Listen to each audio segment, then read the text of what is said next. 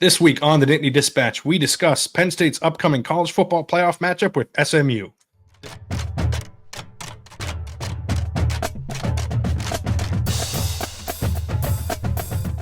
Hello and welcome to the Nittany Dispatch. I'm John Sauber, Penn State beat writer at the Centre Daily Times. She's Audrey Snyder doing the same at The Athletic.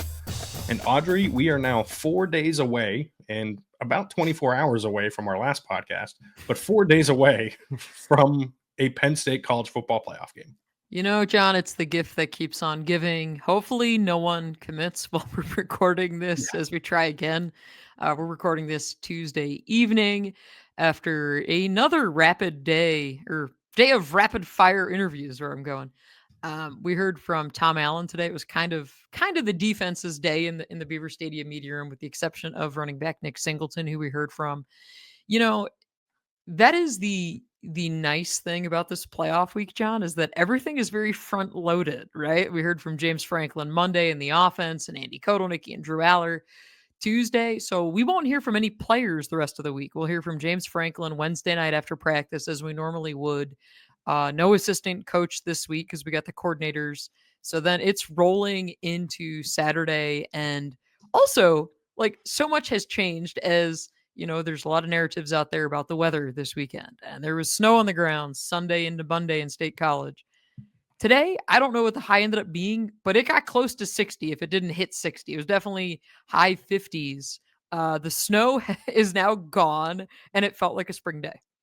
Yeah, it was a high of 53 today out here in Pleasant Gap where I'm located. But yeah, it was significantly better weather than we've seen lately. That being said, on Saturday, high of 28 still. I just checked. So not say going to be much feel warmer. It was like 10, I think. Yeah, and it's going to be windy, and it's going to be cold, and we can probably start there, right? Because I think that's one of the most interesting things about this matchup is the weather. Penn State relatively used to playing in the cold, although not everyone has been doing it their entire life, as Zane Durant mentioned. And clearly does not like playing in the cold.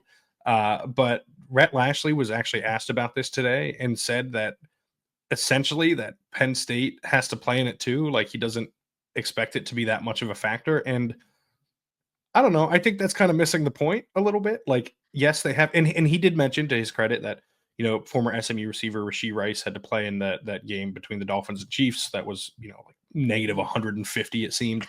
At Arrowhead Stadium in Kansas City, and Rashee Rice had this big game despite playing at SMU. But I think it's a little naive to say that just that both teams have to play in it. Penn State's used to playing in it, right? Like, they can, if they want to, the rest of the week they can practice outside and get ready for it. They practice in the cold. You know, they have played games in the cold. And while he is correct when he said that Penn State hasn't played a game at home on December 21st either, gets pretty cold here in November at times too, right? Like, this is not a new thing for Penn State, whereas it is a new thing for SMU. Yeah, and I mean, I've been to Dallas plenty of times, you know, and you get those 40, 30-degree days, whatever. But it was also like it was here on Tuesday is what they had Monday, right? That, you know, approaching 60s type weather. Actually, I think they were in the 60s, I believe, mid to high 60s. I do think there's a difference when you live in it versus like, oh, hey, you're flying in, like, you got to just deal with it for a day. I think when you live in it year round, you're forced to get acclimated to it. And, you know, Zane Durant was a really great window into that when he was talking on Tuesday, because this is somebody who grew up in Florida, had no experience with the cold, and said, like, yeah, there's tips and tricks that you learn as you play. And he's like, it's going to hurt. Like, it doesn't get any better. But I think, you know, I am curious if we see, because, you know, again, these are 18 to 23 or 4-year-old guys. If we see anyone try to go shirtless and warm ups to kind of make a statement, which is just insane. You know, someone's going to do it. And I'm going to roll my eyes as I always do. Well, the Minnesota players did it when we were out there, and there were guys walking around barefooted. And I'm like, what are we, like, no shirts, barefoot? Like, what are we doing here? It doesn't prove anything to anyone. Like, it doesn't, I understand, like, trying to acclimate to the cold that you'll be playing in, but at that point, you're just going to make yourself colder faster. And maybe that's the goal, but I would much rather go out there and, you know, warm up in what I plan on playing in so I can adjust to what exactly that will feel like, rather than trying to, like, win a fist fight with the cold, I guess. I don't know. There's a level of bravado to it that I think Oh, is 100%. is Yeah. is so silly. And I like look it at just that and I say, wow, this is like the most guy thing of let's walk around shirtless, barefoot, in the cold with a, let's prove how tough we are. And like, to me, go put a jacket on, go get some gloves, get some chicken broth, like put a turtleneck on, no. go Listen, play I the won't go game that with your far. heated benches, like go play the game.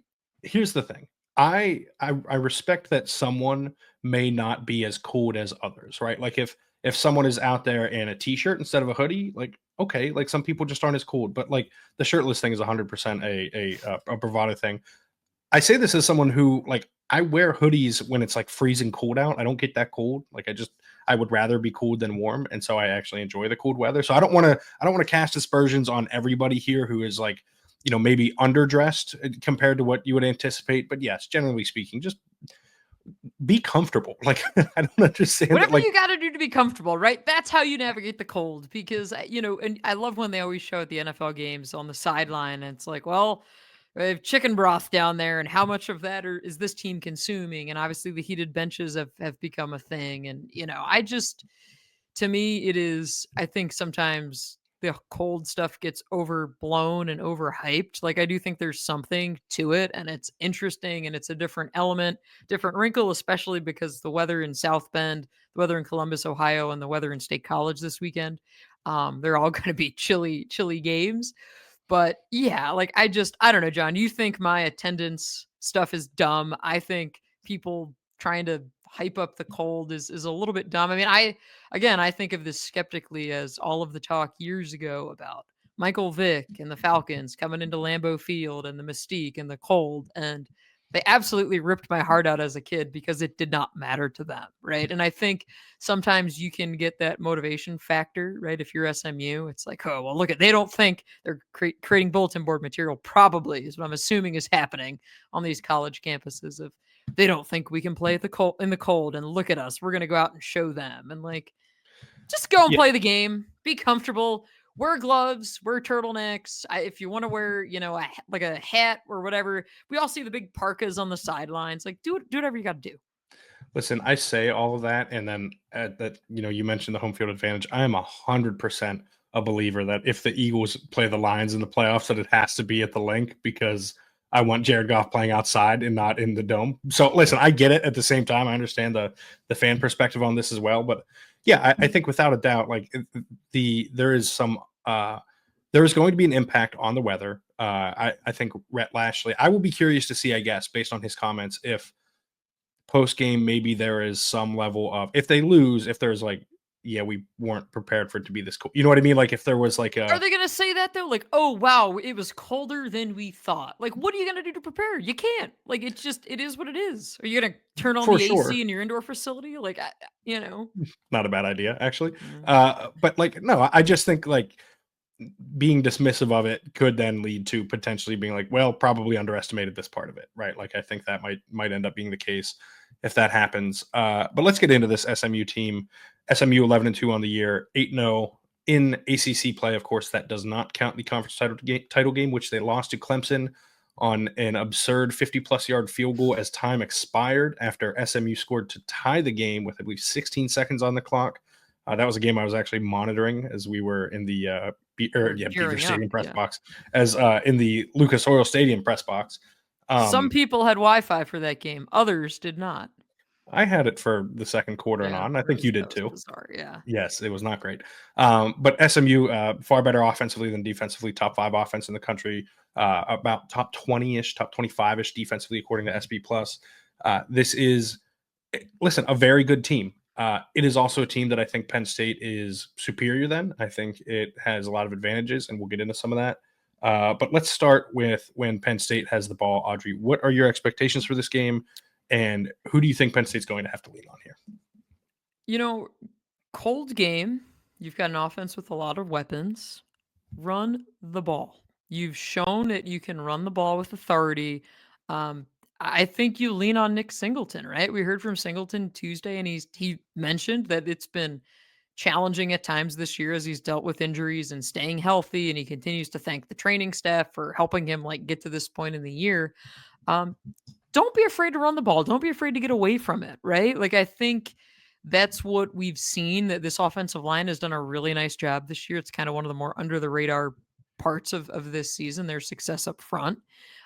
So I wouldn't be afraid to get away from that. And I think you, again, after the way both of these guys ran the ball against Oregon, I think you just have to keep that in mind. But you're going to need Drew Allar to make plays, and you're going to need him to make plays with his legs. It's going to be the Tyler Warren show like it's been all year. But yeah, I think if I was figuring out or trying to figure out how Penn State approaches this as an offense, I would try to lean on that running game. Yeah, and I fully understand that, and I would anticipate Penn State leaning on the I hear a running but game. coming on. We'll go with however instead of but. I do think they need to lean on Drew Allar against this SMU defense, right? They are going to have advantages with their weapons, which is not something that's always the case with Penn State. Their offense is significantly better than SMU's defense. And one of the things that I think is important in this game is that it's not, yes, there's the 1-0, they got to beat SMU before they face Boise State and all of that, before they go on to face any other teams too. But I think they need Drew Allar to be in a really good place mentally throughout the playoff, right? Like they need him to be thriving. They need him to have a lot of confidence. Before you try and say that I'm going to say momentum, I'm not going to say that. They need him to be confident. They need him to be on the same page with his receivers. And the best way to do that is to have him throw the ball. I'm not saying they should throw the ball 35. So I think you're implying that he's not confident right now, which I no. I think it's a maintaining of the confidence from the Oregon game. Not momentum, but maintaining confidence, propelling the confidence forward. If you would like to have this whole discussion, the reason I say momentum is nope, too late. The reason I say momentum is made up is because momentum isn't a real thing. It's like, because as Jalen Hurts always puts it, it can stop at any time, right? Like we always say the momentum is shifting until it isn't, right? But it's the idea that momentum isn't the thing that makes things better. It's the confidence. It's the figuring things out that actually makes teams continue playing well. It's not some imaginary idea of momentum. Confidence can also waver and stop at any point, John. But carry on. I don't want to take our listeners off the tracks here. So carry on with propelling Drew Allar's confidence forward with the passing game. Then tell me, what is momentum? Define what is momentum? Momentum, I believe, is when you get moving, you get rolling in a positive direction, and you do whatever you can in your power to try and keep and accelerate that forward, right? You want to say, oh, we're going in a positive direction now. We have momentum. We have confidence. We have belief that we're going to keep doing this thing, right? And that helps your momentum, John. I think you just proved my point. I think it's the confidence and the belief that needs to be maintained. It's not any fictional or confidence or belief leads to the momentum. This is a dumb argument that I don't even know how we got here. Why are we having this? I don't know, but I hate it, and momentum isn't. I feel like our listeners do not want to hear this. Probably not, so I'll stop. But the point is that I think Drew Allar needs to continue maintaining this confidence, right? Like they need to have him in a good place, because we've seen in the past with him that once he starts going good, like he can really start to build into what he does. Like so much of his game is predicated on kind of his, it's going to sound negative. I don't want it to. His like emotional state, right? Like he is, when he's calm, cool, collected, like he plays better. Or when he's feeling good, he's playing better. And I think we've seen at times in the past when he's faltering that it's because he's frustrated or angry or something along those lines, right? And he complimented Andy Kotelnicki for allowing him to be himself, and I think that is without a doubt a good thing, and that Drew needs to keep doing that too. But they also need to do what James Franklin did in the Wisconsin game, the Minnesota game. Sorry, Minnesota game where James kind of calmed Drew down and got him kind of refocused. But that being said, I think the reason they want Drew to be himself is because when it's good, it's going really good, and he has that confidence, because it's about trying to make throws that he, if his confidence isn't there, that he's not going to try, right? Like he's not going to try as many of the tight window throws if he's not feeling in a good spot. He's not going to make the throws that 1% of the quarterbacks in the country can make, and he's one of them, if he's not confident, if he's not feeling good. So part of it is then allowing him to trust his arm, allowing him to trust his talent by keeping his confidence up. And I think you want to capitalize on what he did against Oregon. You want to put him in a good spot against SMU to go out there and have a good game. And so then when he watches that film, he can see more of the throws that he made previously, right? Like he can see more of the things that he did. Propel him forward. Yeah. Like, well, no, I mean, just to keep him at the level, right? To keep the confidence high. Like, I don't even think it has to be better than it was. Propelling him forward into the next round is where I'm going with that. But yeah, but I do think like they you're right. Running the ball should be the priority. They can't get away from throwing it completely because they need him to be No, a major part of this game. and they've done a really nice job this year of being a balanced offense, right? And I think we're going to see the continuation of that. I think maybe where you and I might differ a bit on this is that I think Drew Allar is a very confident quarterback right now. And I think you're kind of saying maybe get him into a rhythm a little bit, kind of get him rolling No, that way. no, I think he is a confident quarterback right now, and so design some stuff for him to not get into a rhythm, but to try some stuff, right? Like to give him those opportunities to Be a little create more those risky. big Is that plays. what you're saying? Yes, yes. I'm not saying like get him these dump offs. I think that's the opposite of what you want to do. Like you want to lean on the run and then create opportunities, whether it's in play action or RPOs, RPOs obviously be shorter field, but in play action to take some shots downfield, right? Or to So design you're things to saying allow him to chuck it deep every that's once in a while. the first playoff game in Beaver Stadium, and John's calling for Drew Allar to chuck it deep on the opening drive. That's what I just heard. To be clear, I kind of fundamentally disagree with the phrase chuck it deep because it's implying that it's a I wing and mean, a you prayer. disagree with a lot of phrases and phrasing and things. There's a lot going on in your mind, I think, Words, of listen, we're journalists. Words are important. Like they words are have important, meaning. but I They think should be used as they're intended. I think And I you understand spend a language lot adapts. of time parsing phrases in your mind. I kind of one of these days, maybe I don't want to know, but I kind of want to know what's going on in that mind. I kind I of spend a lot of time thinking. Yes. Let's take a brief break from the podcast, discuss our friends over at Roback. If you would like 20% off your first order from Roback, you can go to roback.com and use code TND20 for 20% off. That's code TND20 is the Nittany Dispatch 20.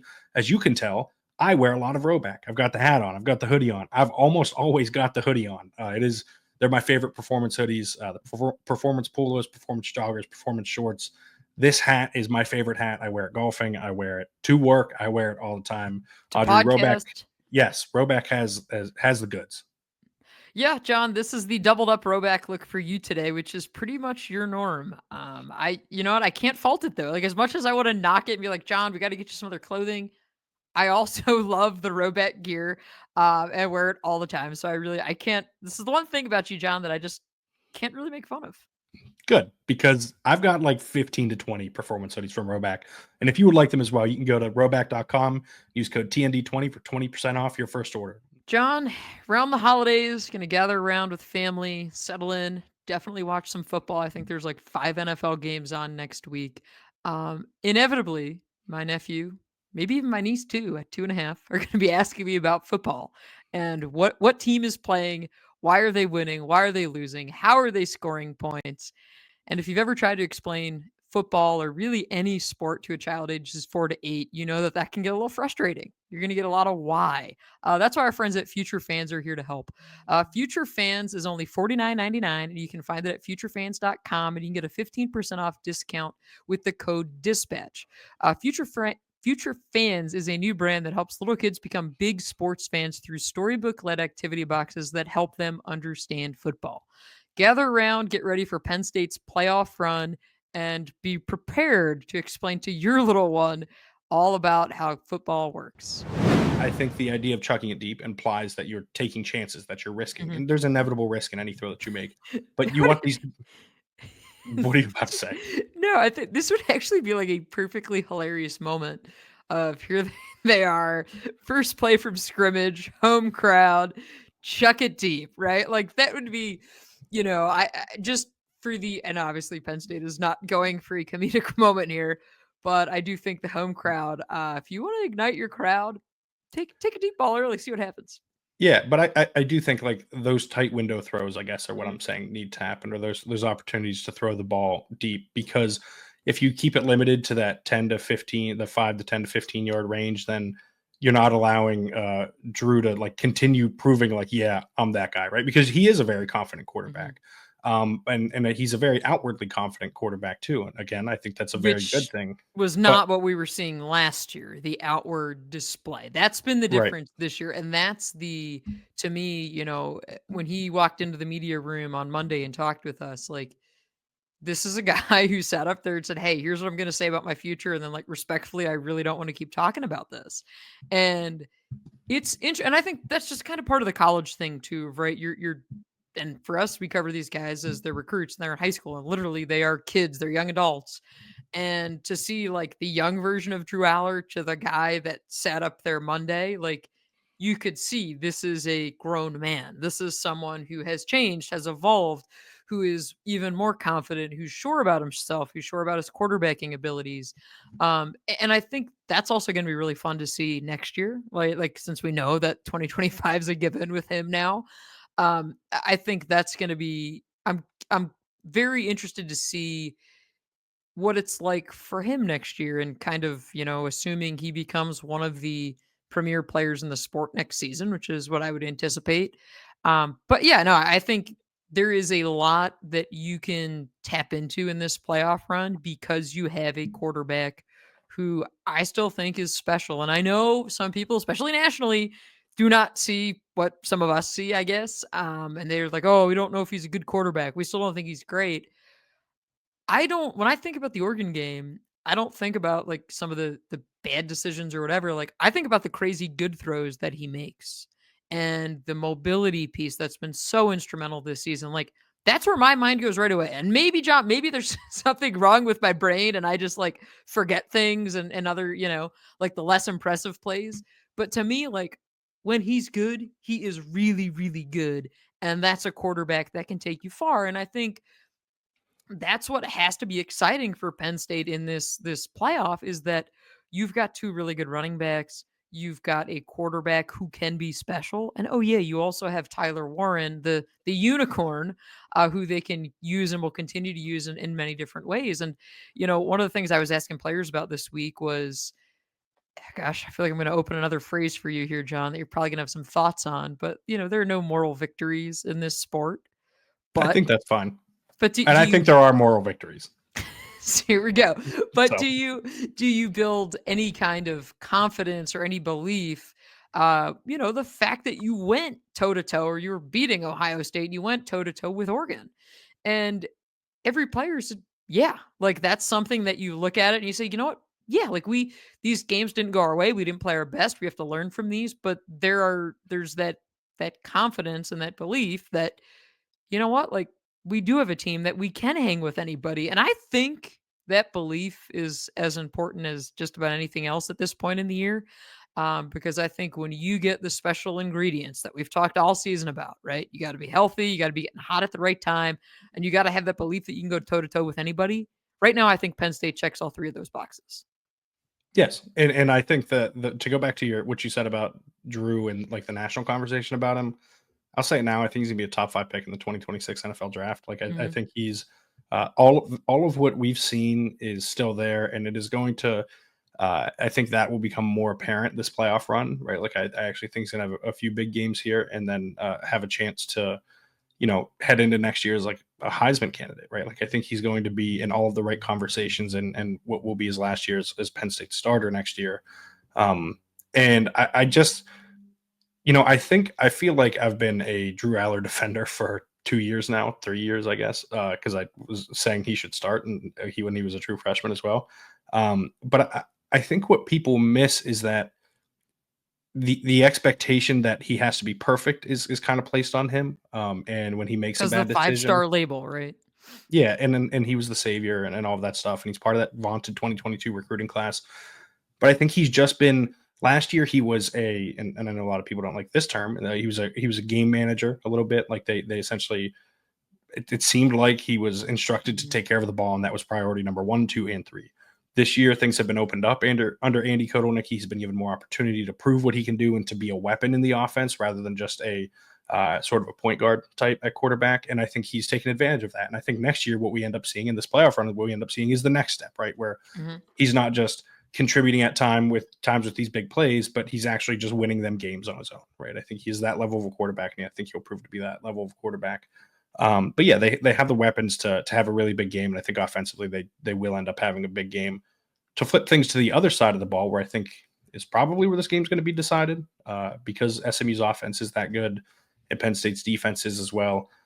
What do you expect from this SMU offense, and why should Penn State fans be a little bit terrified of Kevin the Jennings. Mustangs? Yes. Kevin Jennings. That to me is, and Tom Allen got into that a good bit Tuesday. He's like, this is a dual threat passer that also throws the ball really well. He's like, oftentimes when you get these guys with a lot of mobility, there are concerns about, kind of the accuracy with their ball placement, but that's not the case. And I think, and Allen was pretty candid when he's like, honestly, I didn't know a lot about him until we were preparing to play him.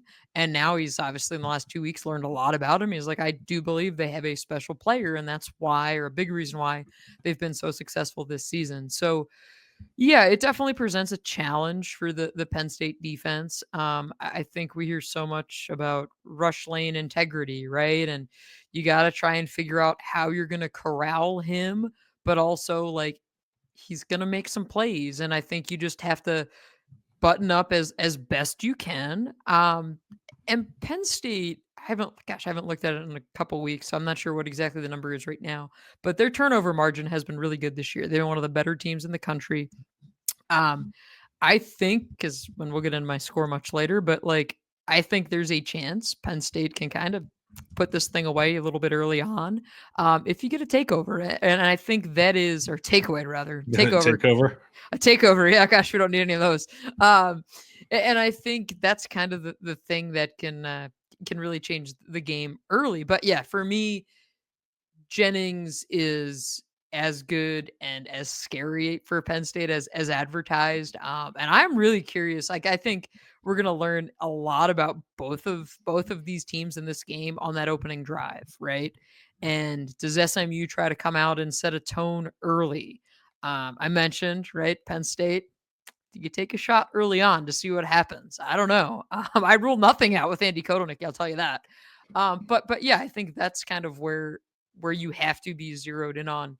Am I right or wrong, John? Is there what rattles your cage as we think of this? So Penn State 43rd in the country in turnover margin at +5. Just to Oh, because the Oregon game sunk the stats a little bit. Yeah, a little bit, but still, like they've been above average to good most of the year, I think. No, most of the year they were, because they were +7 for a while, and then the two, because Allard 2 picks. But they have not forced many turnovers is the main thing. They've been 40th ish in the country all year. Because they've only had 17 turnovers this season. Some of that's fumble luck. Some of it is like, I don't want to have the big discussion about takeaways are a lot of luck, because I don't know. Oh, they are. How does the oblong ball bounce, right? Yeah, right. Or like with, that applies to interceptions too, right? When they get tipped in the air, or like if a corner is looking at that time. Like there's a lot of luck involved with, with turnovers in general. They can be created, but I think the more coaches that accept that there is a element of luck, I think the better, because then you can sort of try and train those things and adjust accordingly. But yeah, I think you're right. Kevin Jennings is what makes this SMU offense go. I don't know that they're going to come out and take a shot early. I've been watching a bunch of SMU. Was watching the TCU game actually before we started this, and they started early in this game working a lot horizontally. Early in that game, I should say. And there was a deep zone shot that they took with a crosser and a post that was there, and Jennings kind of turned it down and ran instead and didn't have a big gain. But I think the biggest thing with Jennings, and this is something that I had noticed when I wrote my preview, I think I filed it Sunday night. I'm not sure when it's going to run this week. It will run. What are days? Yeah, well, it's tough with print deadlines and everything, but I believe that will be up Thursday morning. The preview will this week. So if you want to read my full analysis of all this, find that at SundayDaily.com. But yeah, this is Kevin Jennings. He's not just great because he can run, right? He's great because before he looks to run, he's using his legs to create time and space for his playmakers down the field to get open, right? He's keeping his eyes down the field. He's trying to make plays down the field. And he's doing it in a way that doesn't sort of take anything away from the running game either, right? Because when his eyes are up, it's forcing defenders to be in conflict. They either have to commit to trying to get him down or to backing into the coverage. So when they back into the coverage, he can take off and get an even bigger gain. When they take the step forward, he has the room to make the throws, and he's been excellent at that all season since he took over for Preston Stone when SMU played, I believe it was BYU. That was their only loss prior to the ACC title game. They lost to BYU 18-15. But this is an offense that is going to use a lot of motion. They use a lot of RPOs. They use a lot of screens. It's an elite offense. Like they don't have any. Like all their receivers are good, right? Like I think I would put it that way. Brashard Smith, excellent out of the backfield as a receiver, also an excellent runner. Penn State, I guess what I'm saying is, has its hands full, But SMU hasn't played a defense this good all season either, right? And I think that's a major part of this. Kevin Jennings is really good, but how is Kevin Jennings against a Penn State defense that has a really good back four and a really good front four and can cause problems for you? I think one of the things I'm most interesting to watch is how they handle him, being such a threat, right? Are there plays where they're having guys, pass rush, but not really, right? They're just trying to maintain that spot and almost sort of spy a little bit. I think that is on the table. I think, having an actual spy, something like Kobe King or Tony Rojas could be an option. I just think Rojas could, yeah, especially because Rojas has not, Mm-hmm. He's not had the best year, and there have been some issues in coverage. So putting him in that situation where he's just essentially playing one-on-one with the quarterback could be helpful for him. But yeah, I think this is an elite SMU offense. It's an elite SMU defense. But at the end of the day, I think Penn State has the advantage because of those edge rushers, because they have the best player on the field, period, in Abdul Carter, that I think is going to give them a massive advantage, because SMU's offensive line is also not great, especially on the edges. Tackles could very well be exposed. Yes, and Abdul Carter could be in for one of those games, or deny Dennis Sutton, quite frankly, or Amin Vanover. This is your poison, yeah. Yeah, this is going to be a big time opportunity for Penn State's pass rush to prove it. It's one of, if not the best in the country. A couple things here I want to touch on. One, you mentioned backup quarterback Preston Stone. This I'm sure is going to be talked about in the broadcast because it's going to be a storyline this week. Preston Stone plans to enter the transfer portal, but he is still with SMU, and he's going to be with them whenever their playoff run ends. And obviously, that's different than Bo Pribula and the way things shook out at Penn State.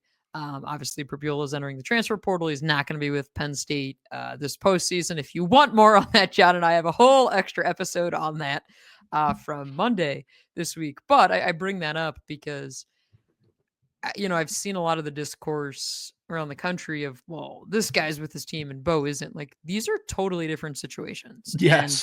And I think, like, we don't need to compare them because they're completely different, right? Like, Stone is not going to be a coveted quarterback somewhere else. Like, that's the difference here, where Bo Pribula has a shot to be, a starting quarterback somewhere else. Like, I just think I wanted to make that difference up there. Not just somewhere else, like in a Power 4 conference. Like, and if he goes Group of 5, it'll probably be one of the best Group of 5 teams in the country, right? Like, I think he is a wanted quarterback who we've seen places fill up. We saw Wisconsin got a couple quarterback commits on Monday, and like Billy Edwards Jr. among them from Maryland. Yeah. And that, from what I had heard, had been an option, right? And that's kind of proof of why you make this move, right? Like, you want to get in the portal as soon as you can, so you have the options. We don't need to talk about it much further. Yeah, it's other than to say it's two very different situations for Preston Stone and Bo Pribula. And like, it's not like Preston Stone is going to be playing major snaps in this game against Penn State if all goes well for SMU anyway. Like, Bo Pribula wouldn't have been playing major snaps, but he would have been on the field. And I think that's part of the difference too. Yeah. My other point had nothing to do with the quarterbacks, I promise. Good. The other point was you were talking about Abdul Carter. And when we talked with Abdul Tuesday, I thought he had a great anecdote because, he's been firing off some tweets this, can't even say, this postseason, this month, whatever, December. This December, about the major awards, and, the fact that he did not win the Nagurski award did not sit well with him. And talk about confidence in yourself. Abdul has a lot of that, which is very good. You need to have that. Also has a hell of a lot of talent, so it all aligns. But he said that after the Nagurski award, like the banquet, the presentation, when he didn't win, like, he was pissed off and went, I guess, back to his hotel room and knocked out a bunch of push-ups till he couldn't feel his arms anymore. And he's like, yep, like, that's just kind of how I wanted to deal with it. And like, find a way to get better. And he was asked on Tuesday about, the continuation of getting held and playing through it. And he really is held true, pun intended, to the same line of answers that he's given all season, which is like, hey, I just got to keep working through it. And if I'm getting held, like, I got to find another way. I can't get frustrated by it. Obviously, it's frustrating for fans to watch this. And James Franklin's had a lot of comments about it this year. I spoke with Abdul's dad about a month or so ago, and I have a story up on The Athletic about it. And like, yeah, they were frustrated. Everybody is by it. But their message is like, Abdul, you can't be frustrated by getting held. You just got to go out and play. And, talent evaluators recognize that. Like, there's no denying that this is going to be a top draft pick. Abdul did not address his NFL status on Tuesday when he met with us, but like, again, this is a guy that he wasn't asked about it either, because we all know, like, it's not. we also know, like, the answering, the way these things have tended to happen at Penn State is if a player is going to declare, they often tweet a statement like Drew Allar did, or if they're going to come back, declare their intentions at this point, like declare stay or go. They often tweet a statement, and then typically we meet with them later. If guys haven't tweeted a statement, that usually means like a decision is not coming, right? So like when Nick Singleton walks into the room Tuesday, hasn't tweeted a statement about coming or going in 2025, he's asked about it and he's like, I'm just focused on SMU. Zane Durant was also asked about his future. Singleton did say he would decide, or he would make that decision after the season, which I think is notable. And that was the same line pretty much that Zane Durant had of, hey, like, focused on SMU, we'll deal with everything else later. So, yeah, I mean, Carter, a guy with he's going to go in the top 10 of the draft. It would be ridiculous for him to come back next year. Yeah, like, there's no reason for him to come back. It helps Penn State and nobody else. Like, I think everyone sees that it is smart, and I would be willing to bet that the Penn State staff sees that, yes, Abdul, you should go to the draft this year. 100%. And Penn State staff has not ever tried, James Franklin's tenure, they have not tried to talk guys into coming back when they are that highly projected, right? Like, there was no, hey, Saquon, why don't you come back, right? Well, the only one that ever happened was Olu Fashanu, and that was a decision made by Olu and his parents, and it was made long before that decision. Like, I think it was right after the Ohio State game that year. Yes. Yeah, he had decided he was coming back. Yeah, and I'd heard pretty quickly that was the case, right? Like, from a lot of people. I was pretty surprised at the time, but I think when you get to know Olu and his family, it's a little less surprising. But yeah, like, I think that's the decision that no one needs to ask about, because we're all just like, just tweet when you tweet, man. Like, it's cool. Like, he's gonna tweet, but preferably keep between 9 to 5 for my own selfish interests, right? Yes, but no, I think Abdul is going to be a game breaker in this game. I also think he's right to be frustrated that he didn't win the Bednarik or the Nagurski awards. I voted for the Nagurski award. I believe I had Abdul first, but I did. Yeah, I did. I voted at him first. Yeah, one of the things that I think is fascinating about this award season, as I go off on a tangent, is like the discourse around the Heisman and everything. We had the same ballot, right? It was Travis Hunter, Ashton Jeanty, and Tyler Warren. Yeah. Yeah. We did not discuss this, but John and I did have the same ballot.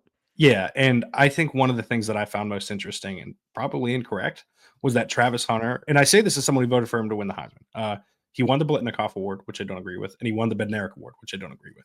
Mm-hmm. The reason you vote, to me, for Travis Hunter to win the Heisman is because the totality of being a top 5 receiver in the country and a top 10 corner in the country is so much more valuable than being just the number 1 tight end in the country or the number 1 running back. And I think, by the way, I'm not saying this to besmirch Ashton Jeanty. It was very close. He's incredible. Yeah. Anyone who voted for him first, I have no issue with it. To be clear, we don't have to have this discussion where one sucks because you wanted the other guy to win. It's stupid. We don't need to do that here. This is a place for good discourse about these things. And about words and what they mean. Well, yes, we are journalists. But with Hunter, like, I don't think he was the best receiver in the country. I don't think he's the best defensive player in the country. Like, I think him winning those awards kind of adds fuel to that fire that he's overrated or whatever, which I don't agree with, because he wasn't the best receiver. He wasn't the best defensive player in the country. Like I said, it's the totality of he's playing at a top 5 level at one position, playing at a top 10 level at another position. It's not because he had more snaps than anybody else. Anyone who's saying that is there is a level of just being dishonest with yourself and not trying to actually have the discussion. But I will say that I think it's a very close thing. I think it is a good outcome that Travis Hunter won. I think it would have been a good outcome had Ashton Jeanty won. We don't have to discuss down ballot people because I don't need to get upset and frustrated. But I do think that there is like perfectly good reason for both Hunter and Jeanty.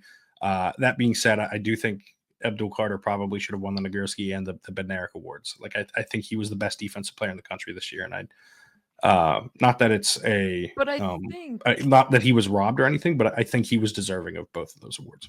for sure, and I think what probably hurt him in some of these categories are when people look at the stats, right? And was 19 and a half tackles for loss, 10 sacks.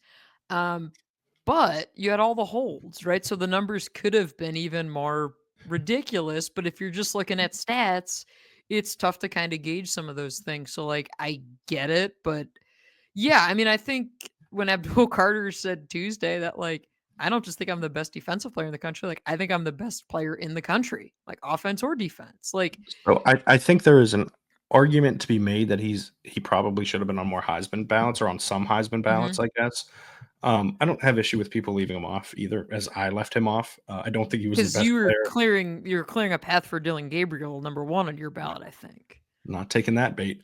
Carry on. I think Tyler Warren was the best player on Penn State's team this year. I don't think it was Abdul Carter, but I do think it was close, and I think Abdul Carter deserved consideration for those things. I don't know if we were to drag the ballot down to 15, he probably makes my top like 12-ish range. God, please don't ask me to vote for 12 next year, John. They just finally buttoned up and simplified the process this year. But I think he's right to be frustrated, and you're always you want players to have that confidence and that belief in themselves, and he certainly does. And like you said, if frankly, and listen, we are the unbiased people in this situation, right? Like, we have no dog in this fight. But I think it is pretty clear that Abdul Carter is getting held quite a bit, and it's going uncalled. And I don't know what you do about it. I don't know how you rectify it. I don't it might have cost him awards. I don't know, but it is a thing that has happened a lot, and honestly, something we're going to have to monitor in this game. But we have gone through both sides of the ball. Sorry, we are not breaking down the special teams in this thing. You say this, John, and the game's going to swing on special teams. Here's the thing. You want my takes on special teams? Go score a touchdown and don't worry about it. That's my main thing when you're talking about. John wants to see no field goals, no punts. That's from both teams. That's his ideal game. I'll drop this little bit of dynamite into a discussion here and say that I would go for 2 every time. I don't know if I've said that on this pod before, but I would go for 2 every time. Anyways, I'm not taking the bait. That's right. Let's get to predictions. Audrey, who are we talking about on Saturday night, because this is a noon kick, and who wins this game? I'll go first with my score. I got Penn State 34, SMU 20. So I thought you were gonna. Okay, good. So I got Penn State 34, SMU 20, which means Penn State advances to the Fiesta Bowl, which means we're spending New Year's Eve in Arizona. I enjoy very much covering the Fiesta Bowl. It's awesome. So I would very much selfishly look forward to that. But the player I think that we're talking about Saturday evening is the guy I mentioned very early in this podcast, the guy that I think Penn State needs to lean on, and that is Nick Singleton. I think we see one of those crazy games, John. I think maybe, you just glossed over special teams. Maybe we see a kick return for a touchdown from Mr. Singleton. I'm just saying. I got Penn State 34, SMU 20. How about you? To be clear, with the special team stuff, you need to catch your kicks, you need to catch your punts, and you need to not shank things. We don't need to go too much more into it. Yeah. I have Penn State winning 35-27 with a caveat of I think Penn State is up 2 scores late, and then SMU scores with less than 3 minutes left to narrow it down. They go for 2 when they're down 35-21, score a touchdown, go for 2, don't get it. Game's over when they don't recover the onside kick. That is what I have as a score. I just think this Penn State offense is going to be the one certain thing I feel confident in this matchup is that Penn State offense is going to score and move the ball. I don't feel great about the SMU defense. I really don't know what's going to happen on the other side with when SMU has the ball, but I think Penn State's defense can do enough and cause enough mistakes to build a 2-score lead for a good chunk of the game. As for the player I think we're going to be talking about, I think if you listen to the first 15 to 20 minutes of the pod, you probably knew what Audrey was going to say, and you probably knew what I was going to say. I have Drew Allar, right? And I think he's going to have a big game. I think he's going over 300 passing yards. I think he's scoring 3 touchdowns. I think he is, this is the performance that everyone's been waiting for, right? Oregon will be the one that, the hipsters like us that have been watching him the whole time, like when he inevitably gets drafted, people will be like, well, that first round playoff game against SMU, but we'll all say, well, actually that game against Oregon was the real one that got things going. But yeah, I think this is a continuation. So you guys want to talk about that Michigan State throw at Ford Field last year? Yeah. honestly. We could go back that far, but I think this is the start of the continuation of the run, I should say, for him, into being one of the the premier quarterbacks in college football. And I threw one more thing in there. You'd find this at SMUdaily.com in my story, that I think there's at least one throw that like has people like, oohing and ahhing on social media that sort of goes viral after the game. Fawning on social media. Yes. I want to bring this up too because I'm curious on Saturday what about the atmosphere and what all it looks like, right? Because it is the first playoff game in Beaver Stadium, and we were kind of talking about this as a press corps this week. We're like, is the moniker for the playoff the first round, like, is it win or go home? Because like Penn State, you're already home, so like you can't really go home, or win it, survive in advance, I think is just like the better Yeah. phrasing. But I mean, I've had a lot of people hit me up asking about this. Penn State does have parking on sale if you're going to the game. Highly recommend you buy a parking pass in advance. Do not wait until Saturday. There's potential for this to be a traffic mess, as there always is for a noon kick, especially a game of this magnitude. And I believe you won't save any money either by waiting. Yeah, I think it's $106. I think I think it's the 106 no price. matter what. Yeah. So, I mean, it's available on Ticketmaster. I've tweeted out the link. It's out there. I do want to note Penn State's one-way traffic pattern. If you're coming to the game, it goes into effect at 8 a.m. So the one-way stuff starts a little earlier than usual. And John, what lots open at 7? Lots open at, I believe, 7. So there is Yeah. essentially only an hour of non-one-way traffic.